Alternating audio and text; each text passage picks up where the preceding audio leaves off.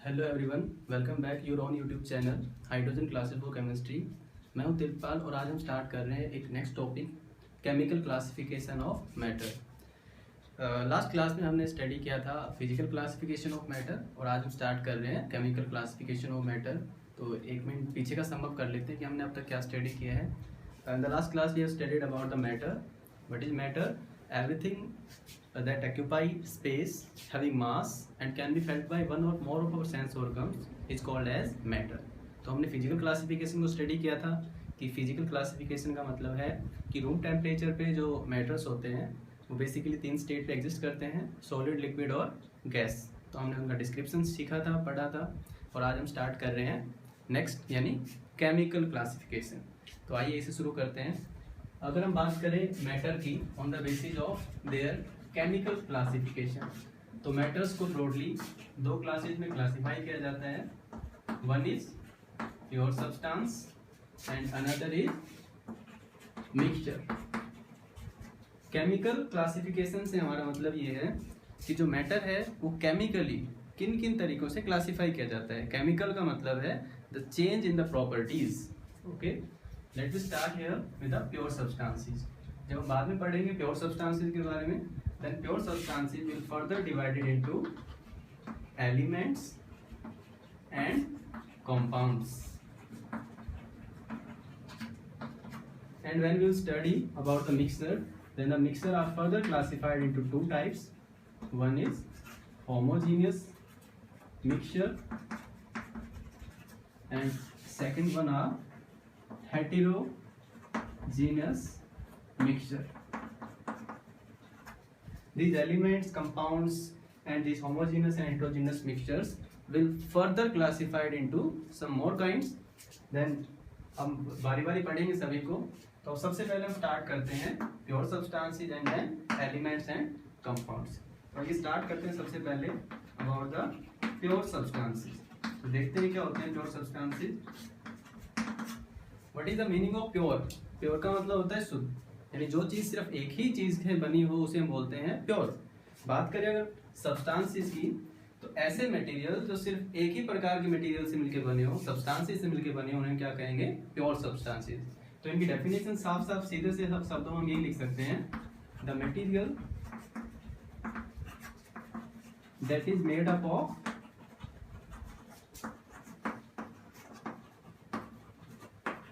Only one substance.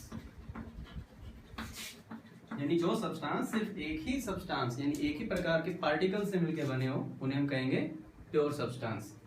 तो अगर हम बात करें प्योर सब्सटेंस के बारे में, तो प्योर सब्सटेंस यानी जो पार्टिकल्स हैं वो पार्टिकल्स हो सकते हैं हमारे एटम्स। तो जो प्योर सब्सटेंसेस हैं वो एटम्स भी हो सकते हैं हमारे, वो हो सकते हैं मॉलिक्यूल्स और वो हो सकते हैं हमारे आयंस। तो एटम्स, मॉलिक्यूल्स और आयंस, इनके बेसिस पे जो हमारे प्योर सब्सटेंस हैं वो फर्दर 2 टाइप के होते हैं, एलिमेंट और कंपाउंड। बात करें हम प्योर सब्सटेंस, जैसे oxygen is a pure substance, nitrogen is a pure substance, water is a pure substance. तो ये प्योर सब्सटेंसेस हैं, ये एलिमेंट है कंपाउंड, इनको हम स्टडी करते हैं आगे। तो प्योर सब्सटेंसेस में सबसे पहला आता है element.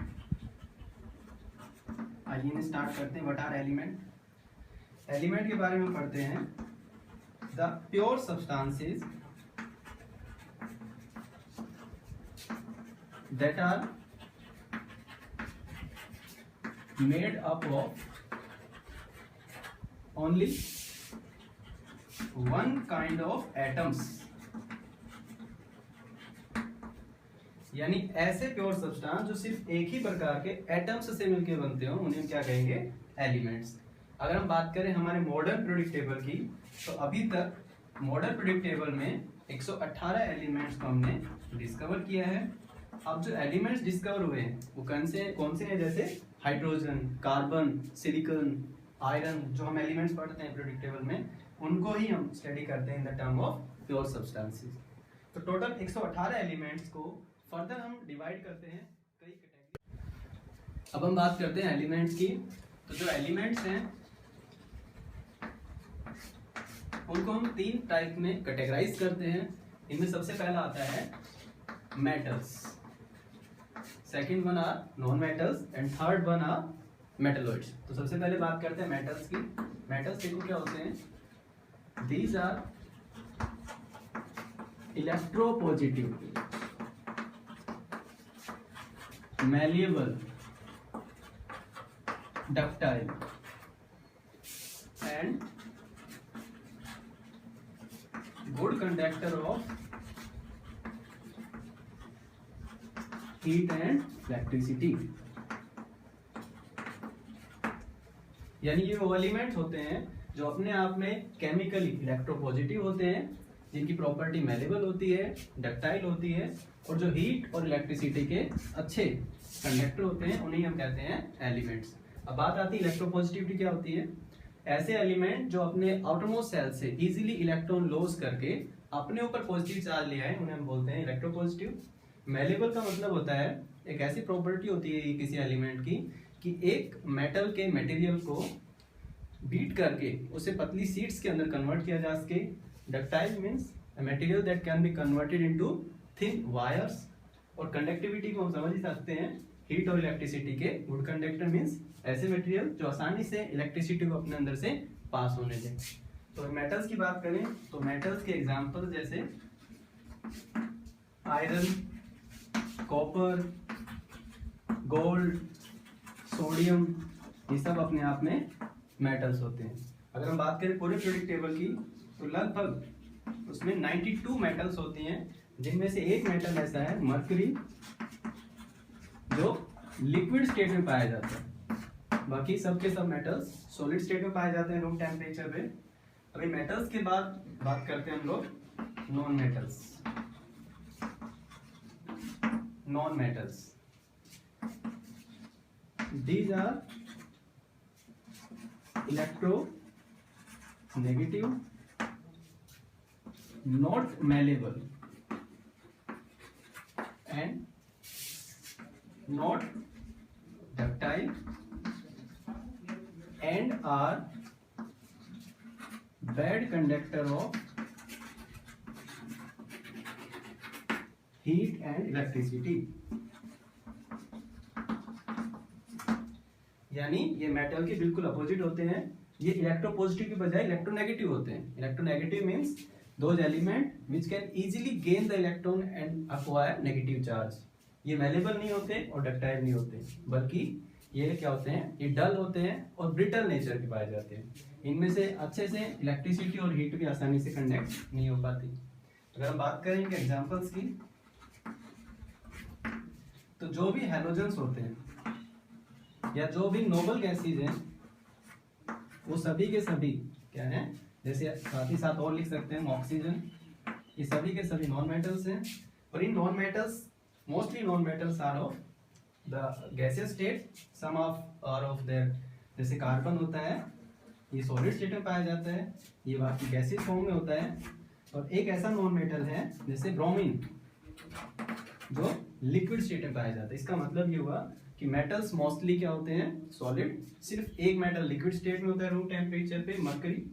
Non metals solid, liquid, gases तीनों स्टेट में पाए जाते हैं। ब्रोमीन ऐसा है जो लिक्विड स्टेट में पाया जाने वाला अकेला एक नॉन मेटल है। तो अभी हमने स्टार्ट किया एलिमेंट्स से मेटल और नॉन मेटल हमने स्टडी किए। इसके बाद अब बात आती है third type of element. Third type of element is metalloid. तो नाम से पता लग रहा है कि मेटल और नॉन मेटल दोनों की प्रॉपर्टी जो एलिमेंट रखते हैं उनको हम बोलते हैं मेटलॉइड। यानी those element which exhibit both the properties of metal and non metal are called as metalloid. अगर हम बात करें पूरे पीरियोडिक टेबल की तो 92 मेटल्स होते हैं लगभग, और लगभग इसके अंदर 19 नॉन मेटल्स होती हैं, और 118 यानी 118 में से 92 और 19 अब बच जाते हैं, लगभग 7 मेटलॉइड्स पाए जाते हैं। मेटलॉइड्स की बात करें तो सिलिकॉन, जर्मेनियम, ये सब क्या है हमारे मेटलॉइड्स होती हैं। तो अभी तक हमने स्टडी किया है सिर्फ और सिर्फ प्योर सब्सटेंसेस के अंदर मेटल्स, नॉन मेटल्स और मेटलॉइड्स, यानी ये सारे के सारे क्या हैं, एलिमेंट्स। अब हम नेक्स्ट प्योर सब्सटेंसेस पे आते हैं जिनको हम कहते हैं कंपाउंड्स। और ये स्टडी करते हैं कंपाउंड्स की। इन कंपाउंड भी एक प्रकार के प्योर सब्सटेंस ही होते हैं, कैसे हम इनको डिफाइन करते हैं और कैसे हम इनको क्लासिफाई करते हैं, आइए पढ़ते हैं।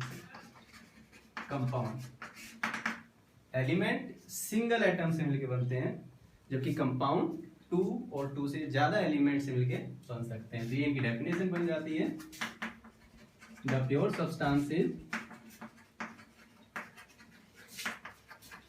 that are made up of 2 or more type of elements. Elements means atoms, यानी ऐसे प्योर सब्सटेंसेस जो 2 या 2 से ज्यादा प्रकार के एलिमेंट्स या कंपाउंड एटम्स से मिलकर बनते हो, उन्हें हम क्या कहेंगे, कंपाउंड। जैसे वाटर, वाटर अपने आप में क्या है, एक कंपाउंड है। क्यों? क्योंकि वाटर का एक मॉलिक्यूल बनने के लिए हमें 2 हाइड्रोजन एटम चाहिए और एक ऑक्सीजन एटम। जैसे मीथेन, मीथेन अपने आप में क्या है, एक कंपाउंड है, क्योंकि इसका फॉर्मूला होता है CH4, यानी एक मॉलिक्यूल एक कार्बन रखता है और 4 हाइड्रोजन एटम रखता है। तो इसका मतलब ये हुआ कि जो कंपाउंड होते हैं हमारे पास, वो कंपाउंड 2 या 2 से ज्यादा एलिमेंट्स और एटम्स से मिलकर बनते हैं। इसके बाद बात करते हैं about the classification of compound. तो कंपाउंड्स जब हम स्टडी करते हैं तो कंपाउंड्स को भी हम 2 क्लासिफिकेशन में रखते हैं। One is organic compound and another is inorganic compound. जब हम केमिस्ट्री स्टडी करते हैं तो इसमें 2 ही टाइप के हम कंपाउंड स्टडी करते हैं, क्योंकि होते ही 2 टाइप के कंपाउंड हैं। और पूरी केमिस्ट्री में हम 3 ब्रांचेस पढ़ते हैं, ऑर्गेनिक केमिस्ट्री, इनऑर्गेनिक केमिस्ट्री और फिजिकल केमिस्ट्री। तो जो ऑर्गेनिक केमिस्ट्री है, this is nothing but it is the study of organic compounds, and inorganic chemistry is the study of inorganic compound. तो होते क्या है कंपाउंड, इनके बारे में बात करते हैं अभी। Organic compound, the compound that are made up of carbon with hydrogen and occasionally with sulfur, nitrogen, oxygen, halogens etc. यानी ऐसे कंपाउंड जो कार्बन और हाइड्रोजन के साथ साथ इन एलिमेंट्स के साथ भी पाए जाएं, उन्हें हम बोलते हैं ऑर्गेनिक कंपाउंड। अगर हम बात करें ओकेजनली या originally, these are obtained from plants and animals। यानी पाए कहाँ से जाते हैं, ये एनिमल्स और प्लांट्स इनके ओरिजिन होते हैं, ये वहां से हमें मिलते हैं। जैसे अल्कोहल अपने आप में एक ऑर्गेनिक कंपाउंड है, मीथेन अपने आप में एक ऑर्गेनिक कंपाउंड है। अब हम बात करते हैं इनऑर्गेनिक कंपाउंड की। तो केमिस्ट्री में 2 ही टाइप के कंपाउंड होते हैं, या तो वो ऑर्गेनिक कंपाउंड होंगे, अगर ऑर्गेनिक नहीं है तो दूसरे क्या बच गए, इनऑर्गेनिक कंपाउंड। तो हम ये कह देते हैं the compound made up of other elements out of 118 none other than organic compound. यानी ऐसे एलिमेंट जो पीरियोडिक टेबल में 118 एलिमेंट में से मिलके बनते हैं, लेकिन वो ऑर्गेनिक कंपाउंड से अलग होते हैं, उन्हें हम बोल देते हैं इनऑर्गेनिक कंपाउंड। अगर हम बात करें ओरिजिन की, तो these are originated from rocks and minerals. तो ये हमें रॉक्स और मिनरल्स से मिलते हैं। ये तो बात हुई इनकी ओरिजिन की, कहाँ से मिलते हैं और इनकी डेफिनेशंस की। अब एक कुछ एग्जांपल स्टडी करते हैं। जैसे हम बार बार बोल रहे हैं ऑर्गेनिक कंपाउंड मीथेन, मीथेन एक कार्बन रखता है और 4 हाइड्रोजन होते हैं, इसलिए क्या कहलाता है, एक ऑर्गेनिक कंपाउंड। अब ऐसा ही कुछ मिल जाए कार्बन और 2 ऑक्सीजन से, क्या हम इसे ऑर्गेनिक कंपाउंड कहेंगे? नहीं, कार्बन तो है लेकिन फिर भी ऑर्गेनिक कंपाउंड नहीं है। क्यों? क्योंकि इसके साथ हाइड्रोजन नहीं है। तो carbon dioxide is an organic inorganic compound, where carbon with 4 hydrogen means methane, methane is a organic compound।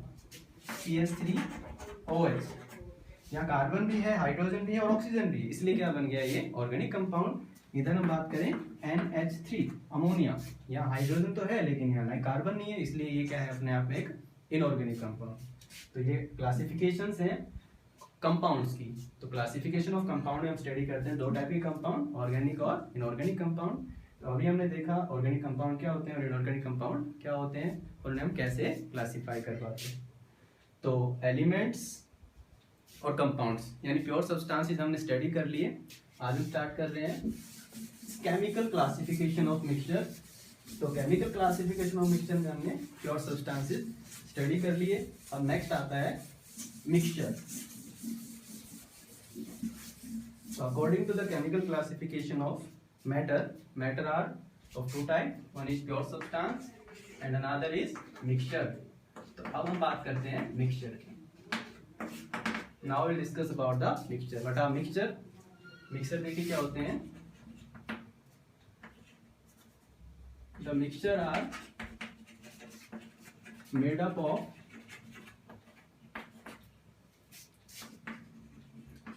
two or more compounds or elements in any ratio।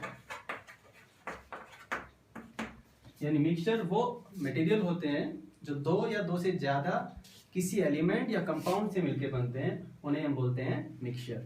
जैसे बात करें एग्जांपल्स की, वाटर में थोड़ा अल्कोहल मिक्स कर दिया जाए, it is a mixture. Mixture means the mixing of two और more thing is known as the mixture. Water में थोड़ा शुगर ऐड कर दिया जाए, शुगर में थोड़ा सैंड यानी मिट्टी ऐड कर दी जाए, तो ये अपने आप में सभी के सभी क्या है, मिक्सचर। अब जब हम मिक्सचर को स्टडी करते हैं तो मिक्सचर को भी हम दो टाइप में कैटेगराइज करते हैं। One is homogeneous and another is heterogeneous mixture. तो मिक्सचर तो क्या होते हैं समझ में आ गया हमें। अब होमोजीनस और हेटेरोजीनस मिक्सचर को हम कैसे क्लासिफाई करें अब ये सीखना है। देखो मिक्सचर से पहले यहाँ एक वर्ड लिखा हुआ है होमो और यहाँ लिखा हुआ है हेटेरो, हमें इनके मीनिंग सीखने होंगे।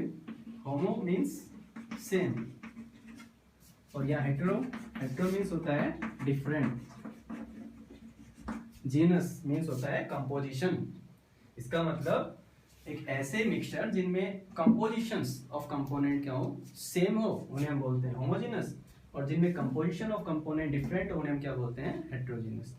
कंपोनेंट क्या होते हैं, एक मिक्सचर में जितने भी एलिमेंट या कंपाउंड मिक्स किए जाते हैं उन्हें हम बोलते हैं कंपोनेंट्स। कंपोनेंट दो भी हो सकते हैं और दो से ज्यादा भी हो सकते हैं। जैसे एक मिक्सचर बनाया हमने वाटर और अल्कोहल का, तो what are the component here, components are water and alcohol. When we make a mixture of water and sugar, what are there the components? The components are water and sugar।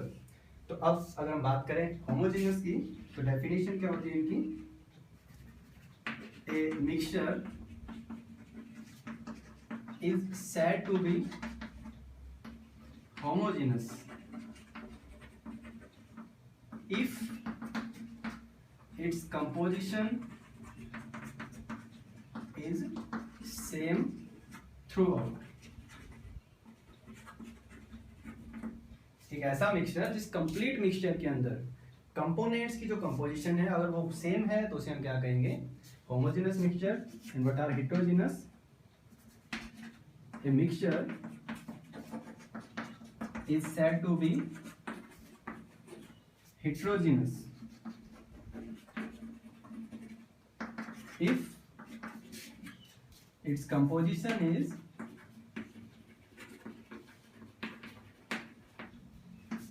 not same throughout। यानी एक ऐसा mixture जिसमें components की जो composition है अगर वो same है तो होमोजेनस, कंपोनेंट की कंपोजिशन सेम नहीं है तो वो हेटेरोजेनस। ये कैसे हम डिफाइन कर पाते हैं, इसको हम थोड़ा डायग्रामेटिकली समझते हैं। देखिए कैसे, एक तरफ हम लेते हैं वाटर और शुगर मिक्सचर और दूसरी तरफ हम लेते हैं शुगर और सैंड मिक्सचर। क्या करते हैं हम, देखो सबसे पहले एक बीकर लेते हैं। In the beaker we introduce some of the water है, लिक्विड स्टेट में है, बीकर में अच्छे से फिल हो जाना है। इधर हम लेते हैं एक बीकर, इसमें थोड़ा सा शुगर ऐड करते हैं। शुगर है सॉलिड फॉर्म में है तो पार्टिकल्स क्या हो गए, अगर इसको रैंडमली दिखाएं, कंप्लीट में शुगर फिल हो गया। अब वाटर में हमने थोड़ा सा शुगर ऐड किया। अब शुगर है वाटर में, अच्छे से क्या हो जाएगा, डिजोल्व। डिजोल्व होने के बाद सारे के सारे शुगर पार्टिकल्स क्या हो गए, वाटर में अच्छे से मिक्स हो गए। और इधर क्या कर रहे हैं, इसके अंदर सैंड ऐड कर रहे हैं। जो दूसरा कंपोनेंट है शुगर और सैंड मिक्सचर का, सैंड। अब इसमें यहाँ भी सैंड के पार्टिकल्स हैं, यहाँ पर भी। लेकिन इन दोनों मिक्सचर को अगर देखा जाए तो यहाँ वाटर और शुगर में जो शुगर पार्टिकल्स और वाटर पार्टिकल्स हैं, एक कंप्लीट सॉल्यूशन के अंदर बराबर कंपोजिशन में मिक्स होते हैं, जबकि सैंड और शुगर में कहीं सैंड ज्यादा होगी, कहीं शुगर ज्यादा होगा। इसलिए इसको हम बोलते हैं कि इसका कंपोजिशन सेम नहीं होता और इसका कंपोजिशन सेम होता है। मतलब इस पूरे बीकर में वाटर और शुगर हर कोने पे, यहाँ वाटर और शुगर की अमाउंट का जो रेशियो होगा वो बराबर होगा, जबकि शुगर और सैंड मिक्सचर में हर जगह हर जगह शुगर और सैंड की कंपोजिशन का जो रेशियो है वो बराबर नहीं होगा। इसीलिए हम वाटर और शुगर सॉल्यूशन को बोलते हैं होमोजीनस मिक्सचर, और इसको हम कहते हैं हेटेरोजीनस मिक्सचर। अब इन दोनों की अगर हम केमिकली बात करें तो होमोजीनस और हेटेरोजीनस कैसे समझेंगे इनको। अगर हम बात करें पार्टिकल साइज की,